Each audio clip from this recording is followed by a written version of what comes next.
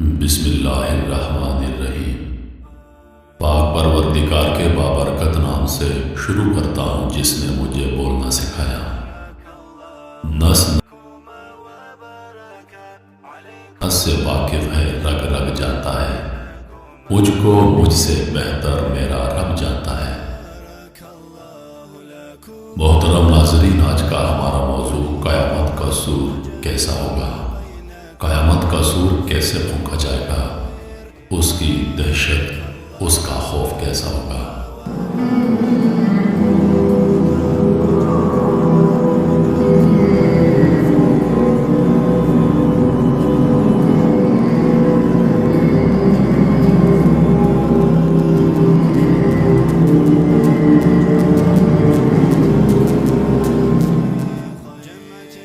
جب قرآن دلوں، زبانوں اور سینوں سے اٹھا لیا جائے گا، قیامت سے پہلے انتہائی آخری وقت میں جنوب کی طرف سے ایک نہایت فرحت افزا ہوا چلے گی، جس کے سبب ہر صاحب ایمان یعنی ہر مسلمان شخص کے بغل میں ایک درد اٹھے گا اور وہ اپنی فضیلت کے حساب سے مرنا شروع ہو جائیں گے، یعنی جو جتنا زیادہ نیک ہوگا وہ اتنی جلدی فوت ہو جائے گا۔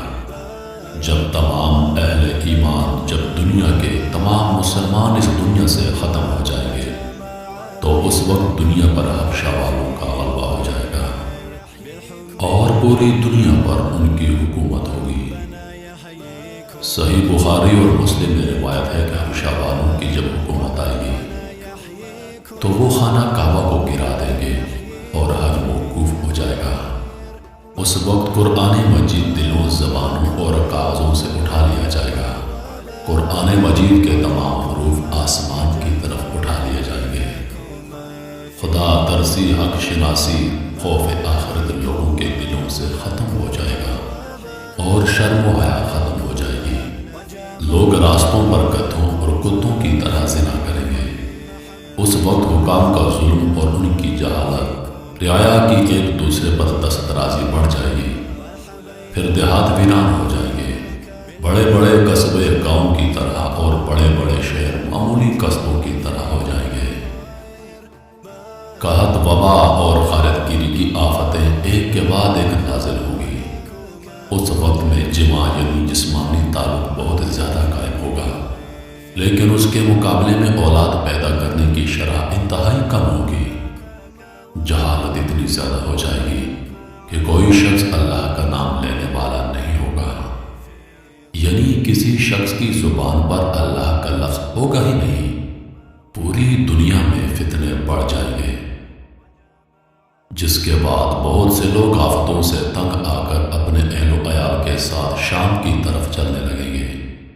اس دوران جنوب سے ایک آگ نمودار ہوگی اور لوگوں کی طرف بڑھنا شروع ہو جائے گی۔ لوگ اس آگ سے خوف کھا کر بے تحاشا بھاگیں گے۔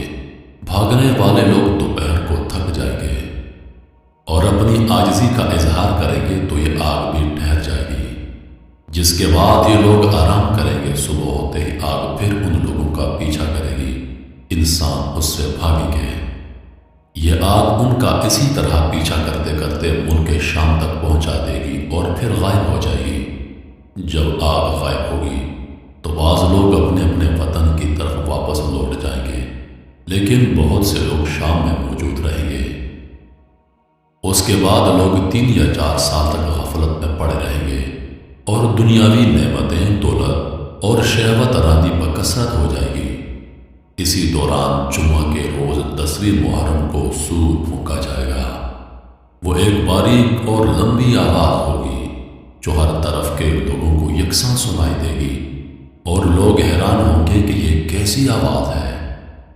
آہستہ آہستہ سور کی آواز بجلی کی طرح سخت اور اونچی ہو جائے گی۔ اس شدید آواز سے انسان بے قرار ہو جائیں گے۔ جب سور کی آواز پوری طرح سخت ہو جائے گی تو لوگ ہیبت کی وجہ سے مرنا شروع ہو جائیں گے۔ لوگوں کے کانوں کے پردے پھٹنا شروع ہو جائیں گے، ان کے دماغ پھٹنا شروع ہو جائیں گے۔ زمین پر زلزلہ آ جائے گا اور اس کے خوف سے لوگ گھروں کو چھوڑ کر میدانوں میں بھاگ کھڑے ہوں گے۔ زمین جگہ جگہ سے پھٹ جائے گی، سمندر ابل کر وہ جوار کی بستیوں پر چڑھ جائیں گے۔ وحشی جانور انسانوں کی طرف بڑھیں گے، آگ بجھ جائے گی، بلند و بالا پہاڑ ٹکڑے ٹکڑے ہو کر تیز ہوا کے چلنے سے ریت کی طرح اڑتے پھریں گے۔ گرد و غبار کے اٹھنے اور آندھیوں کے آنے کی وجہ سے پوری دنیا تاریک لگنے لگے گی۔ اس دوران سور کی آواز مزید سخت ہو جائے گی، حتیٰ کہ اس کے ہولناک ہونے پر آسمان بھی پھٹ جائیں گے اور ستارے ٹوٹ ٹوٹ کر ریزہ ریزہ ہو جائیں گے۔ یہ قیامت ہوگی جو تمام دنیا، تمام کائنات کو ختم کر دے گی۔ اس کے بعد تمام لوگ ایک مرتبہ پھر زندہ کر دیا جائیں گے اور اللہ کے حضور میدان حشر میں جمع ہوں گے، جہاں پر ان کا حساب و کتاب کیا جائے گا۔ جن کی نیکیاں اور بدیاں برابر ہوں گی وہ نہ دوزخ کے مستحق ہوں گے نہ جنت کے، لیکن جنت کی خواہش رکھتے ہوں گے۔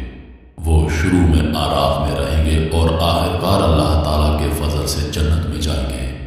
آراف بلند جگہ کو کہتے ہیں۔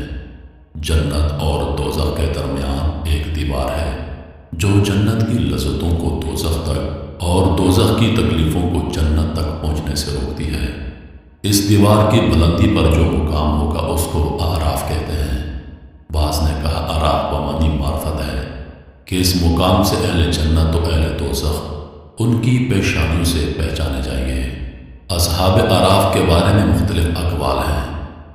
صحیح ہے کہ جن کی نیکیاں اور بدیاں برابر ہوں گی وہ اصحاب آراف ہیں۔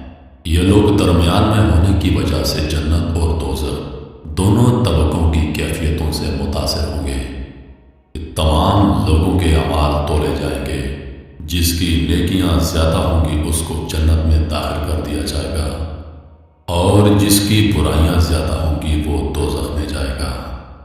جس نے کسی کا حق مارا ہوگا اس کی نیکیاں اٹھا کر جس کا حق مارا تھا اس کے پلڑے میں رکھی جائے گی۔ اللہ پاک فرماتا ہے کہ اس دن ذرہ برابر کسی کے ساتھ زیادتی نہیں ہوگی، ہر انسان اپنے اپنے اعمال کا پورا پورا حقدار ہوگا۔ جس نے دنیا میں جو اعمال کیے اسی کی سزا یا جزا پائے گا۔ اللہ پاک ہم سب کو سمجھنے اور نیک اعمال کرنے کی توفیق عطا فرمائے۔ انہی لفظوں کے ساتھ میں اجازت چاہوں گا، اس امید کے ساتھ کہ سانسنے وفا کی تو اگلی بار ایک اور ویڈیو لے کر آپ کی خدمت میں حاضر ہوں گا۔ تب تک کے لیے خدا حافظ۔ اللہ پاک کا آپ سب کا حافظ و نگہبان۔ ہنستے رہیے اور ہمیشہ مسکراتے رہیے۔